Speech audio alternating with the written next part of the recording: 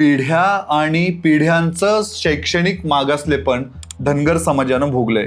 शैक्षणिक मागासलेपणाची किंमत धनगर समाज आज सुद्धा मोजतोय. आदिवासी प्रवर्गात धनगर समाजाला ढकलणं तर बाजूला राहिलं, भाजप सरकार जी योजना राबवते त्या योजनेचं नाव चुकीचं आहे. ते योजनेची अंमलबजावणी धनगरांसाठी असली तरी मराठा विद्यार्थ्यांना त्याचा फायदा होतोय. वरून ओबीसी मंत्री अतुल सावे यांना 11% कमिशन दिल्यानंतरच ही बिलं निघाली. 70,000 प्रति विद्यार्थी घेण्यात आले असा दावा काही संस्था चालकांच्या माध्यमातून केला जातोय. आधीच भाजपनं घोषित केलेली जे आदिवासींना ते धनगरांना यातल्या 22 योजनेची अंमलबजावणी झालेली नाही, ज्या 4-2 योजनेची अंमलबजावणी सुरू आहे त्यात सुद्धा असा भ्रष्टाचार आहे. धनगरांना 10,000 कोटींचं शेळी मेंढी आर्थिक विकास महामंडळ देणार असल्याची घोषणा झाली होती. ती घोषणा हवेत विरून गेली. त्याच्यानंतर यशवंतराव होळकरांच्याच नावानं जी महामेश योजना सुरू होती ती योजनेचे फॉर्म भरून घेण्यात आले.